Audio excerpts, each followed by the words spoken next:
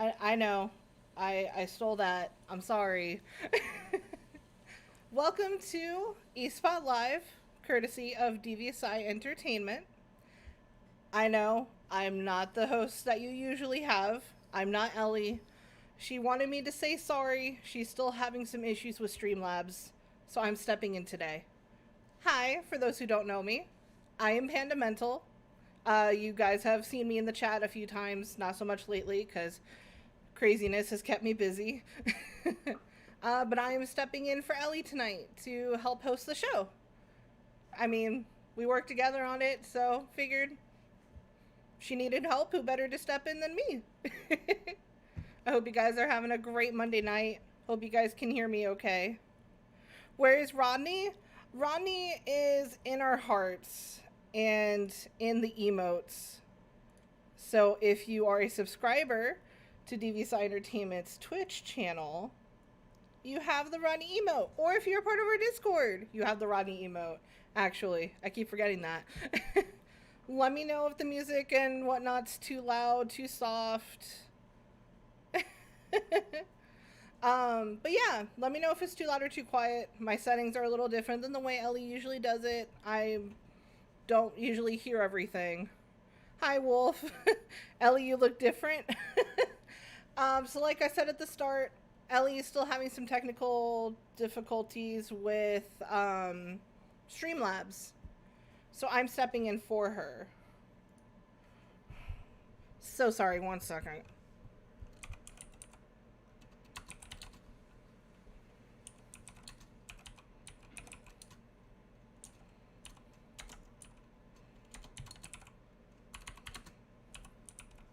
My mic is in the way of my keyboard.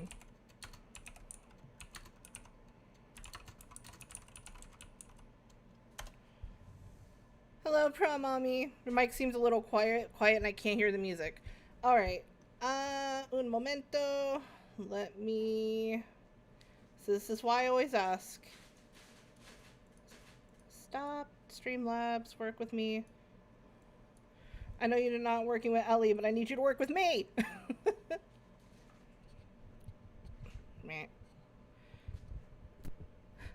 Hello, Paige.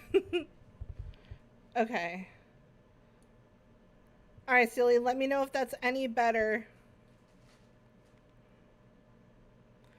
Thank you for covering for Ellie. Oh, of course. We always work together on the show, so I figured if anyone needed help, I wanted to be the one to step in for her. She's always so sweet, so she deserves all the love. And it'd be a good break for her. But how about now? Just checking in. Can you guys hear me okay? Because if not, I can switch over to my other headset. I should probably just do that. Let me just do that, actually.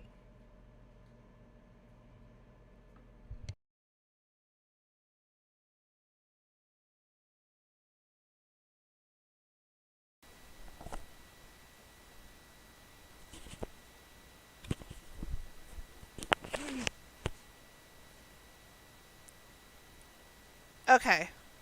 There we go. How about now? I got the message that you can hear me on the mic, but we're just going to play it safe and stick with the regular stuff. Okay, cool.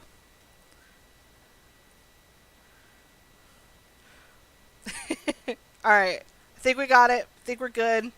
This music, yeah, works too. Volume's good, but I don't hear the music. Alrighty. Hope this works. Hi, Ellie. I hope I do justice for you for tonight.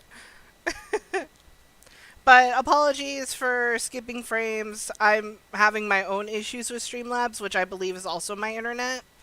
But everything else comes first. La Gooder. This does feel like a Ellie stream because of all the problems. Okay, cool. So with that, I will go ahead and start with the topics. Oh yeah, no, I have like the cheapest internet available, which kind of turns into being a cause of my problems. I can English. Okay, so with that, we're gonna go ahead and start on the topics. Everybody get to know each other in chat. Thanks for coming in, hanging out with us tonight. Well, with me. DVSI Entertainment. Okay, cool. With all the fumbling aside, we're going to start with personally one of my favorite movies and soundtracks. Scott Pilgrim versus the World. Great graphic novel, amazing movie. But specifically, we are talking about the soundtrack, the expanded soundtrack. So it essentially was planned for a certain time, but we ended up getting it early. And I'm so happy because this means I can add it to my playlist on Spotify. Not my streaming playlist, though, because that could get me DMCA'd. But anyway, the expanded edition of Scott Pilgrim vs. the World's beloved soundtrack is officially slated for release, well, originally next month. What's more, one of the expanded edition's newest inclusions, which was Brie Larson's cover of Black Sheep by Metric, has dropped early, and is now streaming on platforms such as Spotify and Apple Music. Sorry, I keep getting messages. Oh shoot, I lost my place. Has dropped early. There it goes. On July 9th, the Scott Pilgrim original movie. Oh my gosh, this is long. The Scott Pilgrim Original Motion Picture Soundtrack Expanded Edition will be available on all digital music services, which was the original post. Scott Pilgrim vs. the World editor Edgar Wright announced on Twitter it includes demos from Beck and more music from the film, including Brie Larson's performance of Black Sheep. The original version of Scott Pilgrim vs. the World soundtrack was released on August 10th of 2010, shortly before the film itself hit theaters on August 13th. The soundtrack includes numerous songs from the film, which is based on Brian Lee O'Malley's series of Scott Pilgrim graphic novels, including tracks by in-universe bands like Sex Bomb and Crash and the Boys. Notably, all of Sex Bomb's musics were actually written by the award-winning musician Beck, whom the fictional band's music style is based on.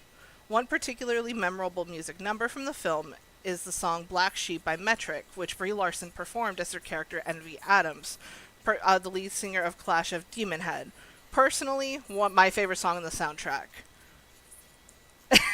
I also am going to pause and take a moment. Can you guys hear this song? You had never heard this one on eSpot, actually. I did things a little differently with the music this time. So this was originally the theme song for Last Shot, which is a big game we have going up on E3 this year, because DVSI Entertainment's going to E3! Woo! That's this week, guys! I'm so freaking excited. You know, I'm going to pause several times to talk about this, because we've been working so hard on this. But this was the theme song that one of our artists, Dolce, had recorded. I wanted her to do a new one, but we didn't have time. E3, what? Pew, pew, pew, pew. I'm so excited, you guys. But, sorry, let me finish this one. There it is. While Metric's original version of Black Sheep, featuring vocals by songwriter Emily Haynes, did make its way onto the original soundtrack for Scott Pilgrim, Larson's rendition was excluded from the album and has never been released in its entirety until now. The Scott Pilgrim Original Motion Picture Soundtrack Expanded Edition arrives Friday on July 9th. And, of course, stream the bejeebus out of Black Sheep. Hydrate? Okay, cool. I had to find my bottle. 1 second.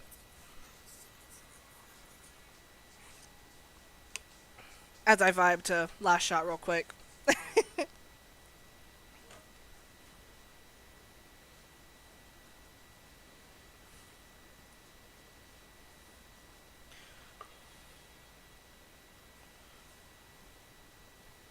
Whoops.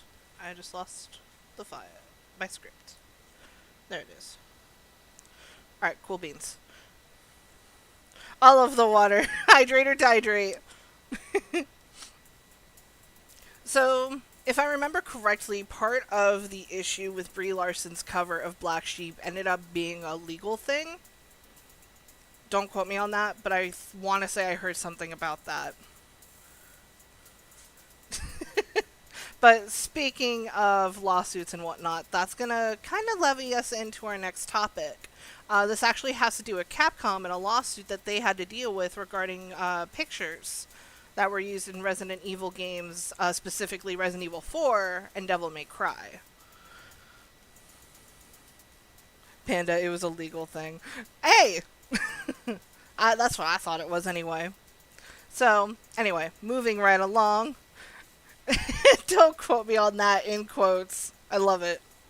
A designer is suing Capcom over improper use of licensed material, Polygon reports. According to a lawsuit filed last Friday, Capcom used unlicensed photographs as art assets in Resident Evil 4 and Devil May Cry and other games.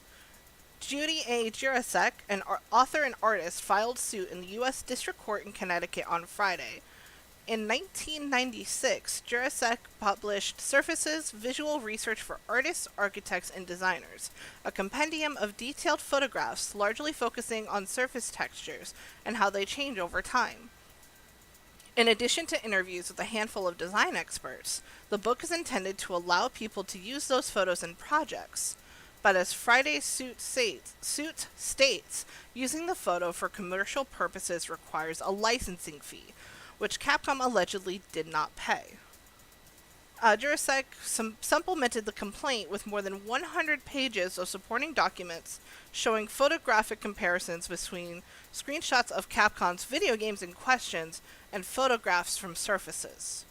In one, you could clearly see the facade of a door in Surfaces matching the facade of a door in Resident Evil. Another photo directly mirrors the cracked glass design design that characterizes the 4 and the Resident Evil 4 logo. Theoretically, it is very technically possible that in making these games, Capcom sent photographers to each and every cited location in Jurasek's home. That seems highly unlikely and would be a high bar to clear in court. Yeah, totally. Friday's suit states that Capcom owes Jurasek anywhere between $2,500 to $25,000 per photo, and says that Capcom has unlawfully used around 80 photos in total. The suit also claims that Capcom owed Jurasek up to $12 million just for copyright infringement, alongside the legal fees. Lawyers are requesting a jury trial. Capcom has told Polygon it is aware of the lawsuit, but has declined any further comment from there. Which goes to show you, anyone working in any form of design job, be it game design, film design, graphic design, what have you, always check for fine print. Because that could come right back to haunt you. And it's so not worth the time. And it's not not worth the fees. It's not worth the money.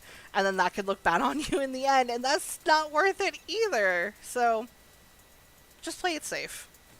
If you really need to, just commission somebody, but make sure it's cool to use their work for commercial purposes. Like Twitch emote makers. It's kind of commercial. Not entirely. But, you know. Alright, I'm going to catch back up on the chat real fast. After the don't quote me on that. Silly. Oh, I thought you thought I was going to say Apple. You know, I honestly was going into the into lawsuit. Like, I searched gaming lawsuits for anything current, and I was expecting Apple. But we're still waiting to find out what's going to happen from that case. Honestly, I hope we get an answer here soon. But who knows at this point. This sounds like it's slam dunk. Probably. Honestly, I think Capcom's gonna end up finding a way out of it. If we know how big names work, they'll either just do the settlement, which will be the least amount possible. They'll find the way out of it. I know they will.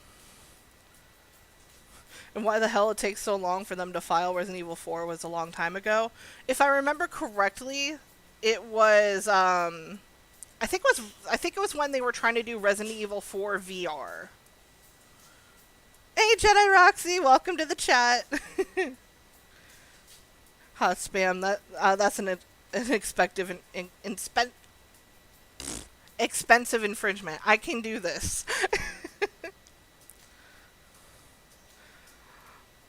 They said, well, Wolf, they said it may have been free to use, but not commercially. There's always a difference between being able to use work in, or if you're not making money off it, usually then it's okay. But if you're making money off the thing that you're using, then no, it's not worth it. And then just going back down. Why is the chat so lit tonight? That's a good question. I think it's because Ellie's in the chat and not like talking, so she's able to focus more on the chat. Then again, I'm not sure, but whatever we did, we got to keep it up. I'm not sure what we did though. We're going to stick with gaming topics here, but we are going to be moving into a little bit of a tangent. How many of you guys in chat would love if your games would actually connect to smart home tech? Like, if you have the Echoes or the Google things. Oh, sorry, 1 second.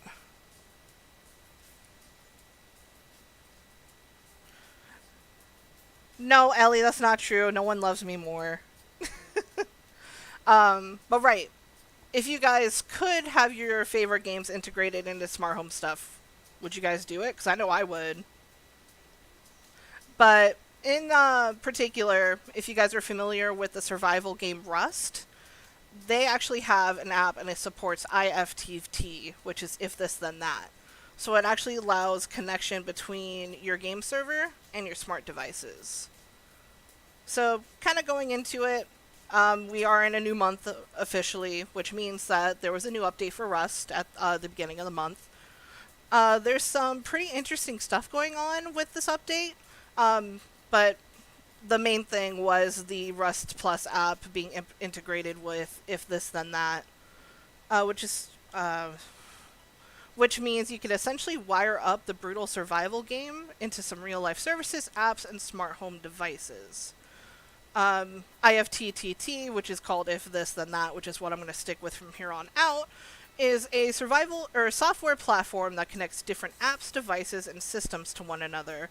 For instance, an IFTTT applet might let you automatically add a song to your Spotify playlist, such as your Zombie in the Jar songs. You can add those to your Spotify playlist when you're playing games or streaming, or if you just need background music.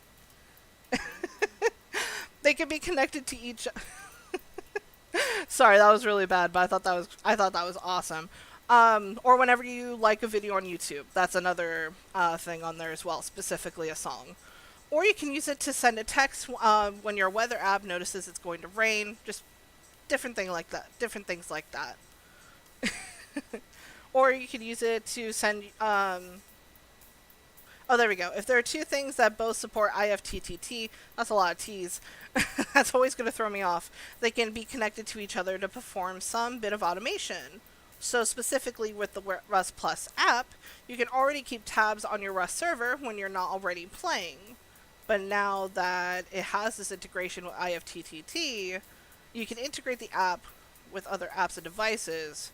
So like, let's say when you're not home and you're out running errands, going grocery shopping, getting stuff for yourself. Sorry, I just noticed the chat, which I'll get back to in a second. But like, let's say you're running home, you're running errands, going grocery shopping and stuff, and then somebody in the game raids your base and tries to steal all your stuff.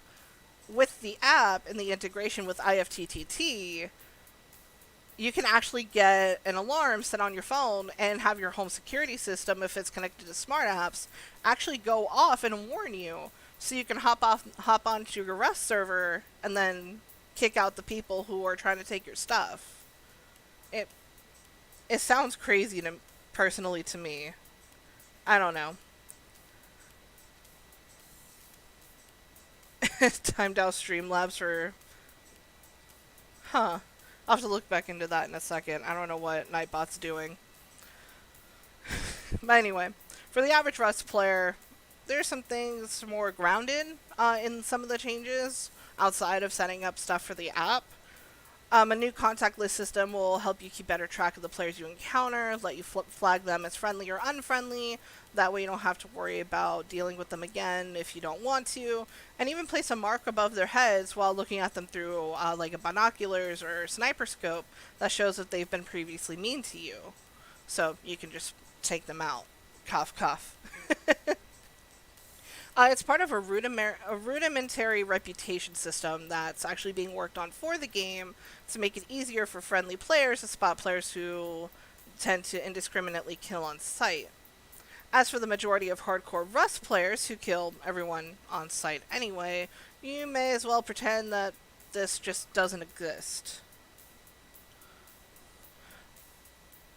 Uh, oh, okay. Oh, that's right. It was talking about Extra Life. We're not doing that until later this year. Let's see.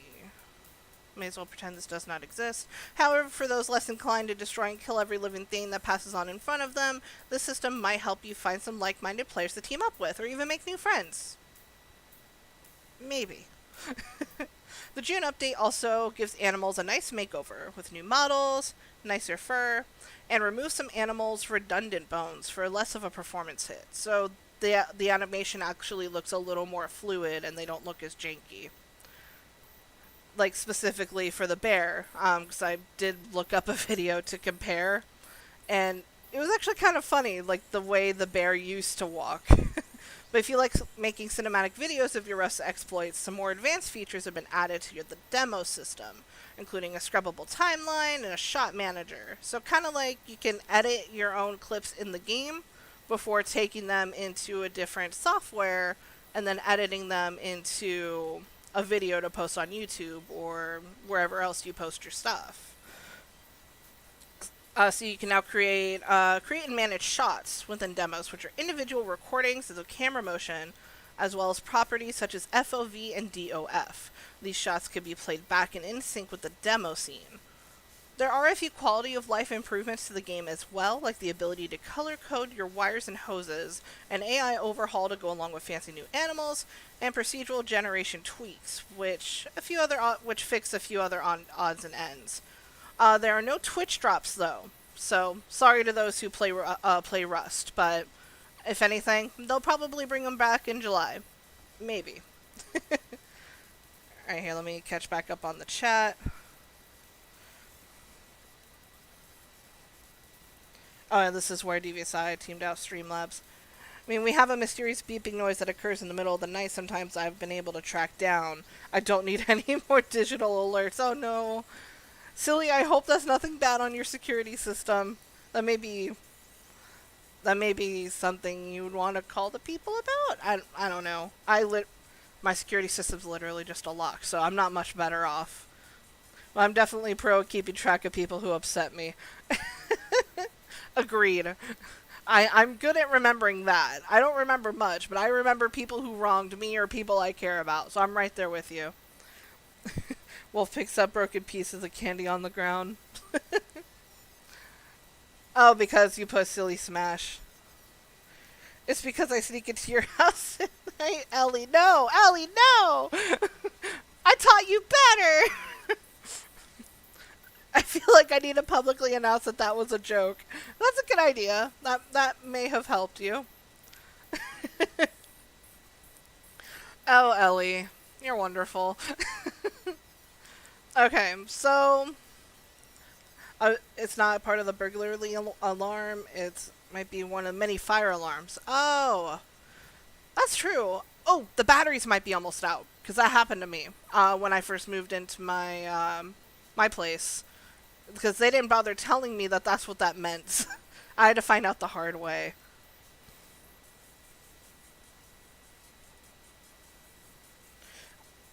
I was gonna say it's that clown guy who's walking off at night. Or maybe I'm just hot enough to set off the fire alarm. Ellie. Okay. I love you guys. You're all wonderful. Okay, so we're gonna move on to the next topic before the hydration break. So this one, I have mixed feelings about this one, because I know we cover with the last couple of episodes with Ellie. I know she covered Sonic. Hey, G-Man. Sonic is a big part of my heart. Like, Sonic Adventure 2 on the Genesis was the first game I ever played. So Yuji Naka's played a big part of my life. And he joined Square Enix to make Balan Wonderworld. And it didn't perform as well because like, I feel like they kind of rushed it, but that's a whole other thing. But this has to do with Yuji Naka. He has left Square Enix. Oh, hi! But according to IGN, late last week, early this week, the timing's not exactly sure, or no one's exactly sure of the timing. But Yuji Naka did leave Square Enix, like close to the end of April. This is actually after Nintendo pointed out that the developer's Facebook page was updated to show an ending point of his employment with Square Enix. So it'll say like from May 2019 to April 2021, essentially. It remains unclear if Naka's departure was actually his decision or Square Enix's. But upon joining Square Enix, Naka had opened his own internal studio called Balan Company to make Balan Wonderworld. Personally, I was super interested in it, but I did see a lot of negative and mixed reviews on it. But Naka had previously told IGN that the game was his, quote, one chance, end quote, to make a platformer for the publisher. When the game had arrived, it was critically panned and has seemingly struggled commercially because, again, the game did receive very mixed or low reviews all around. There was another incident with I think it was a seizure warning, and there was no warning about it in the game at all, and there was seemingly no fix as well, if I remember correctly. But excuse me. After the game launched in March, the game never actually cracked the top 20 best-selling games in the US, according to NPD. And SteamBD reports that the game reached a peak number of concurrent players the day after launch, which was 124 players. Much remains unclear after Naka's departure, including what his next move will be, or what the fate of the Balan Company and its employees will be. Yuji Naka has confirmed his departure. He actually did it through Twitter, saying that he is considering retirement, and that while he can't talk about the reason for leaving the company at this time, he hopes to at some point very soon. I quote, I retired from Square Enix at the end of April 2021 because I would like to contact the media and users, Naka wrote, as translated by Google Translate. I can't talk about the reason now, but I hope I could talk about it when the time comes. As for future activities, I'm 55 years old, so my time may come and I may retire. As a huge Sonic fan, and I'm sure and on behalf of DVSI Entertainment, Yuji Naka, I wish you the best.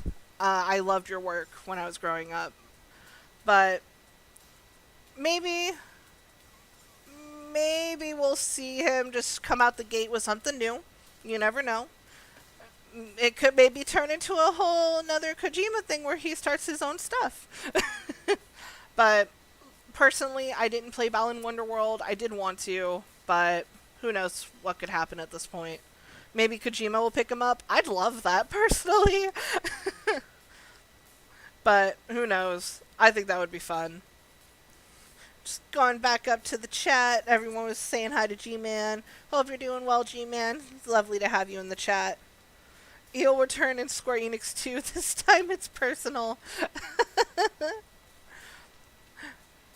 I mean, you're not wrong. He very well could.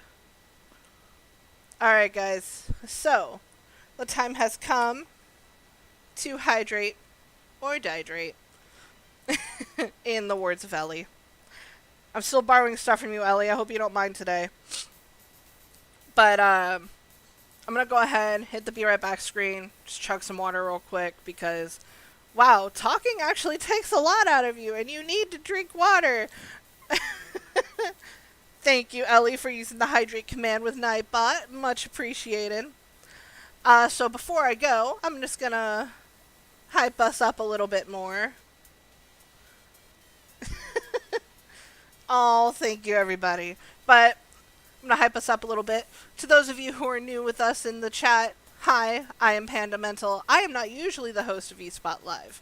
Elevated in the chat is usually our lovely hostess. But we are, eSpot Live is essentially our entertainment news show. We go over gaming, music, movies, comics, TV, pop culture, what have you.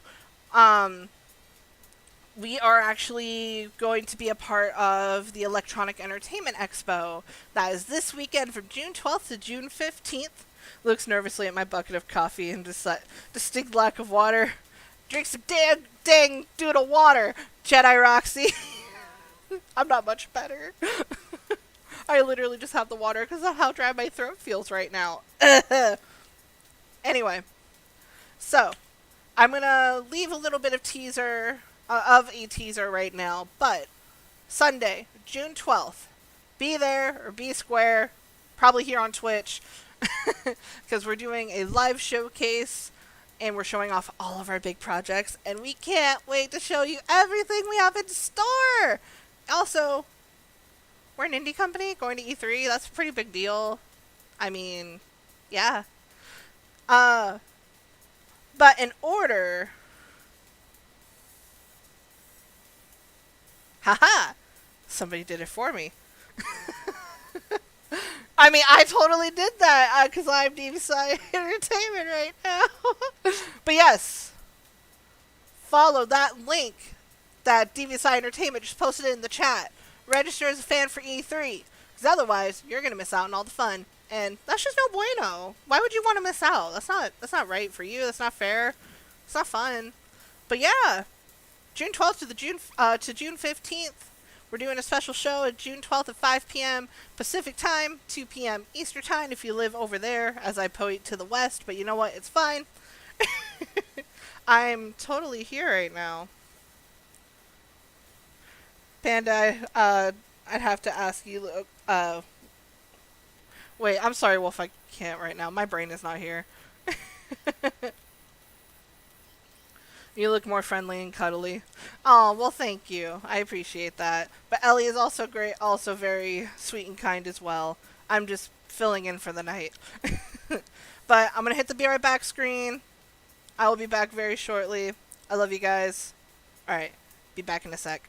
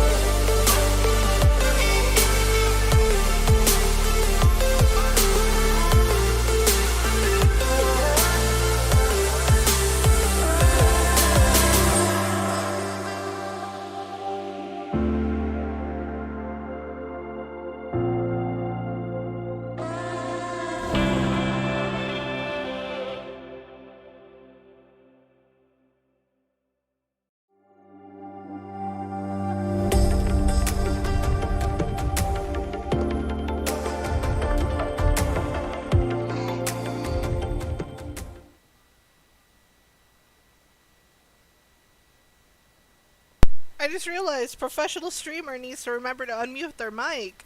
But, oh, you guys are so nice. Thank you. Oh, I love you guys very much as well. And I am proud to be a member of this team.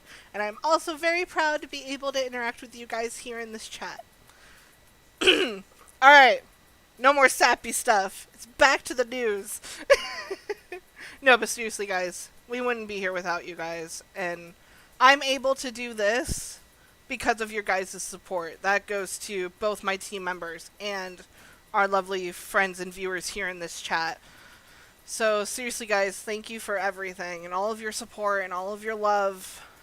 It really means the world to me and to everyone here that we're able to do what we do and follow our dreams and our passion and do what we've worked so hard for, and I'm gonna cry. No, I'm not. I'm a boss. We're gonna do this. We're gonna finish the show, and then I'll cry after. Oh, I love all of you very much. Oh, well, if you're talking about when I was playing, oh yeah, my last stream, I was playing Pokemon Snap and Hades because I couldn't sleep. It was great. Okay, we don't cry in this house. All right. So, as I mentioned before, eSpot Live covers comic news and pretty much anything of interest. That kind of also includes manga, at least in my opinion. It's just Japanese comics. I'm probably gonna get beat by my ancestors for that. They probably just rolled in their tombs. But anyway. So to fans of Magic the Gathering, did you know there's a manga out? And you want to know the weirder part? It's a romantic comedy. Yeah, I know. It's weird. I find it weird. But I thought it was really cool. Now I kind of want to find it. So it's called Destroy All Humankind. They Can't Be Regenerated. Yeah, I know. That's an interesting title, right? But anyway, it's not only a Magic the Gathering manga done in the style of Yu-Gi-Oh! In terms of complexity and interactive fighting scenes, but it's also one hell of a romantic comedy. Yeah. But why? Why? Because I don't know. So, it I found screenshots of the manga last night while doing research, and it's incredibly obvious that it was written by a Magic the Gathering fan, and or they were pretty knowledgeable of the terminology in the game's history. And luckily, this highly proprietary content is presented in such a way that it actually doesn't negatively affect the reading experience for readers who are unfamiliar with the game. Yeah, truth. I don't know much about Magic the Gathering. Boyfriend, on the other hand, is obsessed with it. He's tried teaching me, and I'm just kind of like, play a card, roll a dice. I somehow won. Okay, cool. Let's do this again in a few years. But the manga goes into great lengths to subtly explain things in detail without ruining the plot or the tempo of the story. Like, for example, when an otaku by the name of Hajime and his popular friend Sawatari are trading some of their new cards, Sawatari tries getting one of Hajime's valuable cards by pawning off one of her own that wasn't remarkable. At the time, anyway, which is called the City of Traders. Of course, Hajime realizes that she's trying to pull a fast one on him and flat out refuses. But then when the narrator proves he shouldn't have been so hasty, saying the card would go on to jump in price to become the highest valued card in Exodus, but back then nobody knew just how much it truly was worth.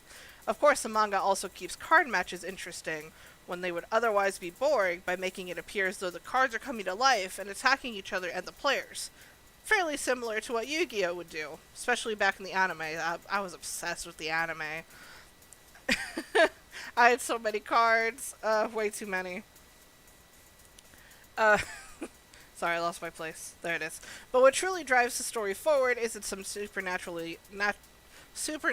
insanity like in Yu-Gi-Oh! But instead, it's the relationship between Hajime and Sawatari, two characters who couldn't be any more different, but they are. And at the same time, they're also alike. Of course, they started out not caring for one another. Hajime was always just trying to be the number one student until Sawatari transferred to his school, so there's some resentment there as she took the top spot. And Sawatari always made fun of Hajime for wasting his time playing a stupid childish game like Magic the Gathering. But things get...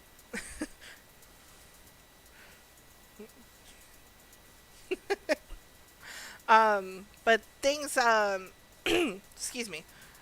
But things change when Hajime decides to shake things up by going to a trading card store out of town, and naturally, he finds that Sawatari not only frequents it, but is renowned for being the best Magic the Gathering player in the shop. It doesn't take long before the two become reluctant friends, and from that point on, the manga follows the two as they face various obstacles in their friendship, from Sawatari not wanting anyone at school to know about her love of magic so she can maintain her perfect facade, to Hajime always getting beaten by Sawatari, but soon that friendship begins to grow into something more, a change that neither of them dare to admit, which creates a host of other problems. Destroy all humankind, they can't be regenerated is essentially a version of the manga Yu-Gi-Oh! For a more mature audience. It's also for those who crave and love to nerd out of all things Magic the Gathering, but don't want to deal with the more supernatural elements and would rather read a sweet comic romance. It sounds pretty cute. I'm into it. I would love to see it, or love to read it if I actually find a copy of it. But, I haven't read a manga in like 10 years. It's been forever. And we got Nuke raiding in with a party of 3. Hey Nuke, how's it going, girl? So it's like Magic the Gathering, the fanfic. Yo, it might be. I actually kind of dig it. And thank you for the cheer, Wolf. Hi Nuke, how was your stream, my dear? Hey, hello. It's good to see you, my dear. I hope you are doing well. And Wolf, you just earned a new badge. It shows up for me. Stream went well. That's cool. Were you playing Apex?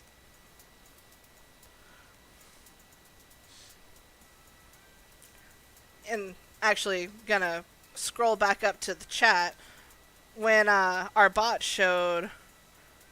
As always, it's a good game. It's worth it. And it's fun. I wish I was better at it, though. So that's partially why I don't play it. At least not on PC. I'll play it on Xbox for sure. But going back up to the part where the bot brought up our game Awoken, Chapter 1 of Reverie, which you should totally scroll up and click and check out, because we have a big update coming, and it's going to be awesome, and you're going to love it, especially if you love horror games and can handle them. Not like me.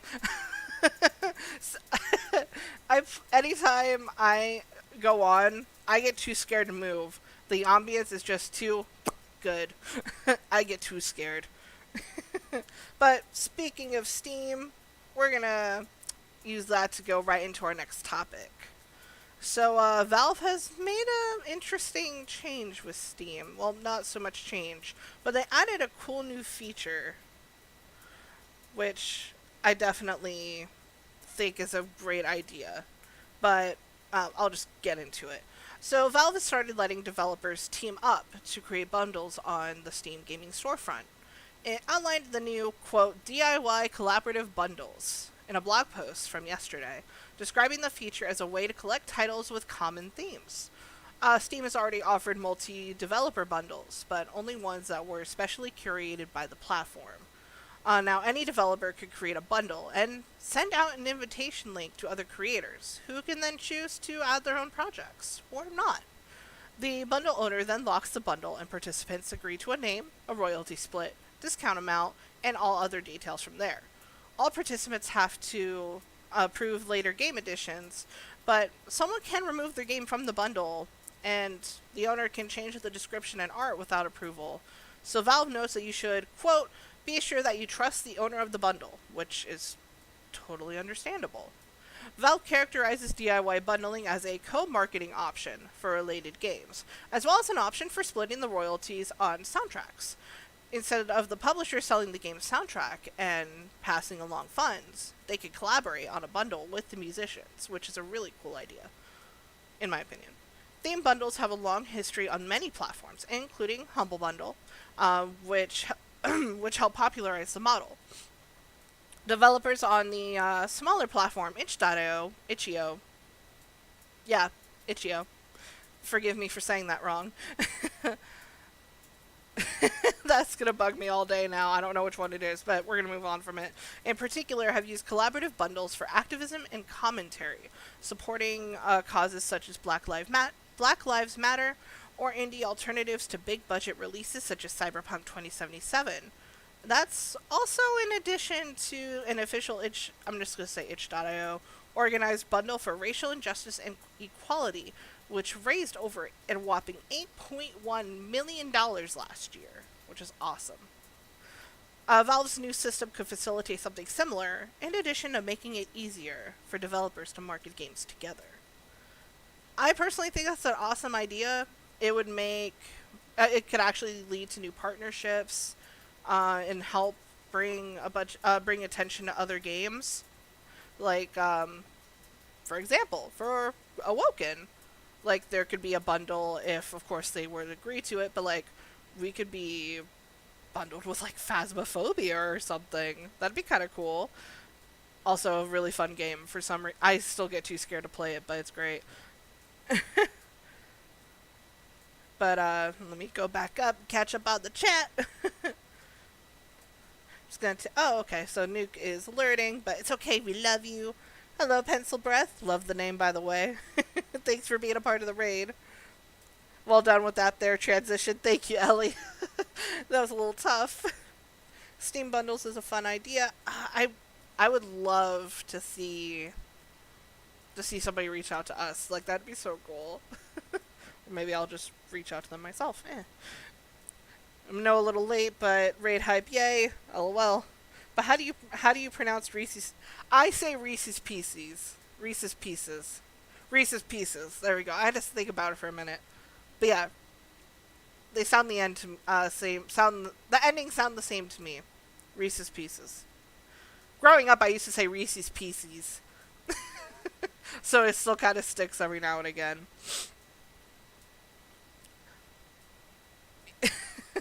The little laughing emote. But I also love the way, like, it's a really good idea. I'm glad to see Steam doing something like this, because half the time I do buy stuff from buy bundles from Humble Bundle because of the cool things that they put together. Also, check out Humble Bundle. We're partnered with them. I mean, what? I like the bundles. I love bundles are so great. So, totally don't have a transition for this one, and I'm sorry. But for those of you who love Marvel, love the MCU, have Disney Plus, planning on watching the new Loki show coming up, and with it being Pride Month, I mean, hey, what's up? Like bundling your home and auto insurance. I mean, hey, that works. Bundles save money. Bundles should save money, I should say. But anyway. No, I've seen those commercials way too many times as well, so I totally hear you. Billy sends his regards. Oh, because of the emote. But anyway, so if you guys saw it the other day, there was a new teaser promotional video that had come out for the upcoming Loki series on Disney Plus. It's actually officially confirmed that the God of Mischief is gender fluid in the Marvel Cinematic Universe. Although Loki is traditionally considered to be male, or in the original legends of Norse mythology, the character is best described as gender fluid and bisexual. The myths tell many tales in which Loki transformed into a female form, sometimes remaining as a woman for years. Marvel Comics has honored this element of Norse mythology with a number of stories in which Loki transformed into a woman.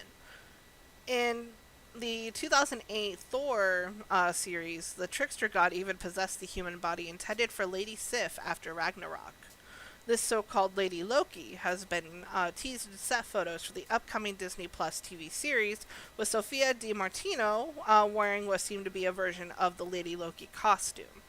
Naturally, this has resulted in intense speculation over whether Marvel Studios was about to reveal Loki as their first gender-fluid character, and in a way, it's been officially confirmed in an unlikely way, because like I mentioned, it was done through a promotional video. It was posted on Twitter, actually.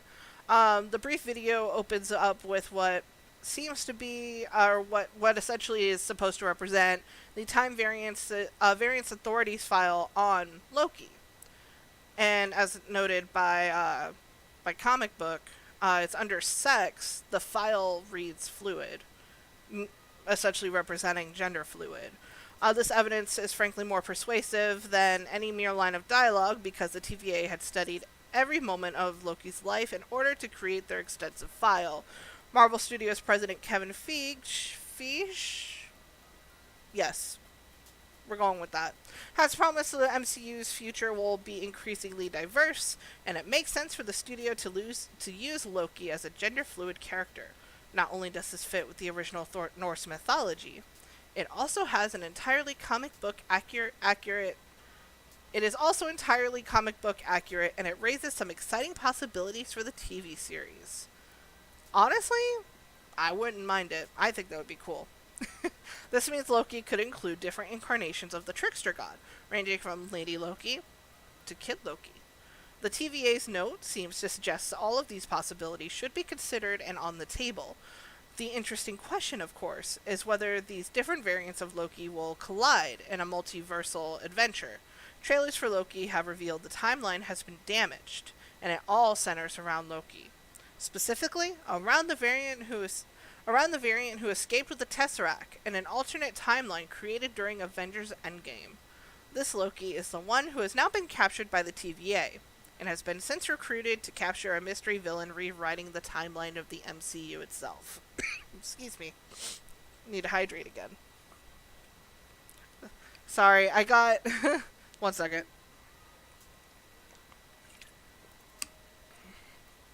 I feel fine. I got my second shot of the vaccine on Saturday, and it's given me a small bit of a cough. I don't know. It's weird. I haven't coughed like this much. And the whole time the pandemic's been happening. Anyway, back to it. There we go. But it's quite likely that this is actually a totally different Loki, with the TVA going by the principle, set a Loki to catch a Loki. And if so, viewers could see several different Lokis go up against one another. There's also the possibility that the Lady Loki can make her debut as a villain, which I think would be cool as hell. Heck. Sorry. But, honestly, I would get Disney Plus for Loki. Like, I love Tom Hiddleston's portrayalism, and this possibility of multiverse stuff. Like, so cool. Alright, catch it back up on the chat real quick.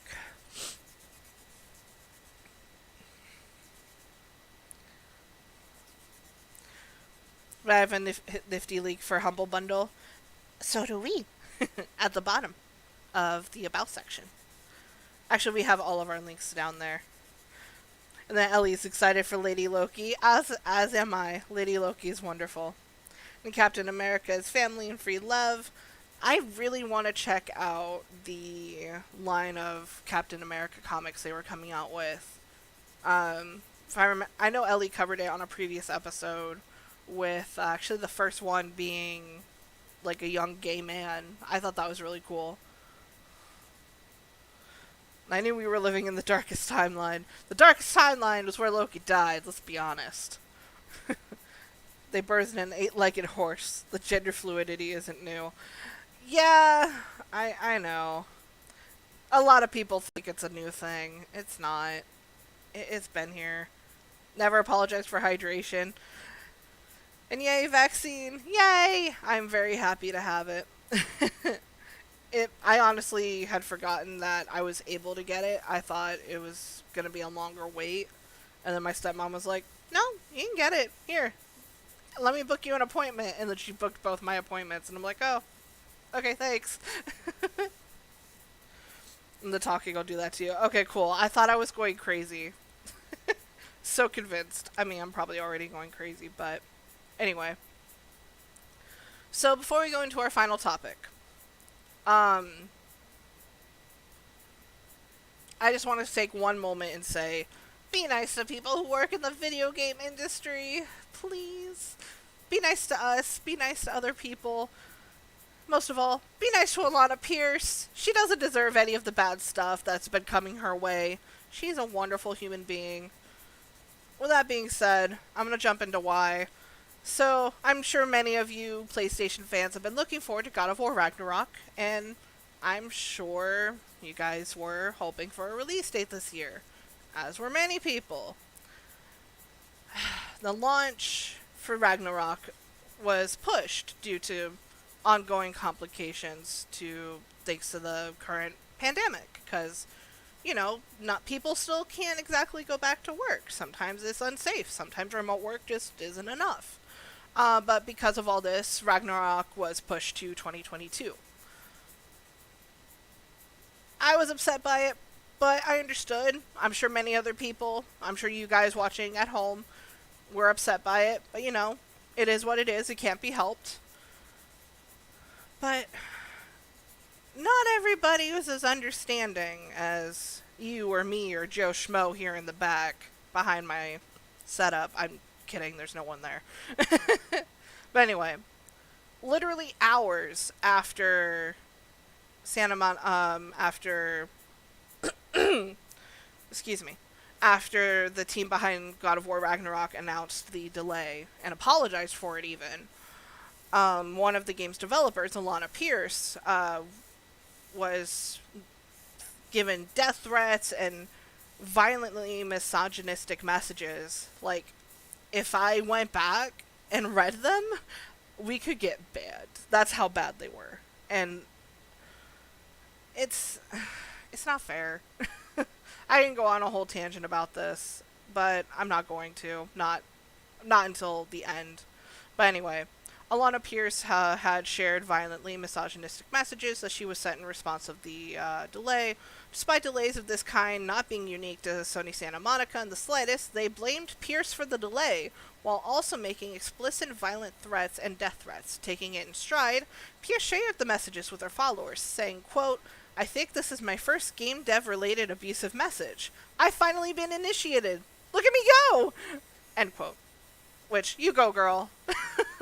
That's how you know you make it, and that's so sad. Anyway, when a reply highlighted that the delay had nothing to do with her, Pierce explained, quote, "Anything people don't like that happens at Sony Santa Monica in any capacity going forward, regardless of my involvement, will be considered my fault to a significant portion of the public," end quote.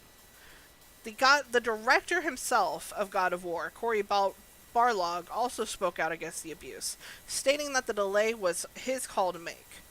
Quote, "You want to be mad at somebody for anything God of War related, the delay, the PS4 and PS5 release, trolls, subtitle size, SIG run, whatever, be angry with me," he said. Barlog goes on to explain that his team are exceptional and that he feels lucky to work alongside them. Alongside news of God of War's Ragnarok's delay, it was also confirmed that it will be a cross-gen release, available on both the PlayStation 4 and the PlayStation 5. Explaining the move, head of PlayStation Studios Herman Holst said that the team didn't want to walk away from its community of over 110 million PS4 owners, despite this contradicting with Sony's previous stance on the new generation. In reality, this could be due to a worldwide semiconductor shortage, further causing more PS5 stock issues. God of War Ragnarok is set to release at some point in 2022, and again, is going to be available on both the PlayStation 4 and 5, and as a sequel to the God of War on PS4. PS4 players that are mad about it, just be lucky you're getting it, guys. Like, I'm sorry, I don't mean to say these things, but as a female who's working in some form of game industry, because yes, streaming counts, it's not easy being a female in this industry, man. Like, be nice. It's not that hard. And delays are, I don't want to say inevitable, but in the end, it is what it is. Do you really want these companies pushing out an incomplete game? Do you want us to pull a Cyberpunk? Like, no. Nobody wants an incomplete game, no matter how long it's been worked on. Like, look at every Sonic game since Sonic Generations. You've got Sonic Boom. You got, well, no, I take that back. Sonic 06 came out before Sonic Generations. So look at the majority of the 3D Sonic games. They were all rushed out because in the end, all they cared about was trying to get, in the end, all one person cared about was the money. So they forced the games out. Same thing with Cyberpunk 2077. The games were rushed, and they were incomplete, and they didn't perform the way they should have. All that potential, lost. Same thing with God of War. If God of War Ragnarok was forced to come out this year, sure, it would have been good, but it wouldn't have been great. And that's what and thanks to PS4 God of War, you come to expect greatness because the series is great. Like, does this make sense? I don't know. I feel like I'm going off on a tangent. But long story short, be nice. That's all it is. Just be nice. Don't be mean. People don't deserve it. But think about, okay. I'm sure it's safe to assume at one point in your life you had a retail job or a food job, because I did. I had both. There were times I was working both at the same time. If you want me to rush on your food, it's not going to taste good. It could be undercooked. You could die. Of course, being in the game industry, getting an unfinished game is going to kill you, but you're not going to enjoy it. Like, why rush things? Slow and steady wins the race. Perfection is worth waiting for. Little things like that. And just, what goes around comes around. If you're going to be rude to somebody, something's going to come back and kick you in the butt after. That's all I'm going to say about it. I'm just going to catch up on chat. There we go. Why do people do these things? Because people are the worst. Just like Silly said, people are mean, and they're... Not all of them, but a lot of people are mean. And they shouldn't be mean. People would be PO'd if it was rushed and broken. They're PO'd at the delay, and naturally they blame the woman. Absolutely. Just because they think we don't know anything.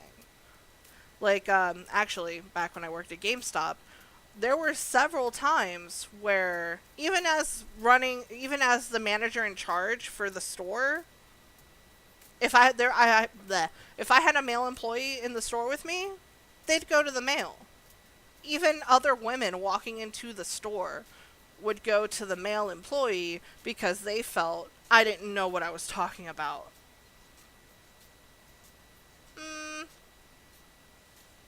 Yet I knew more about some of those games than others did, but you know what? It's fine.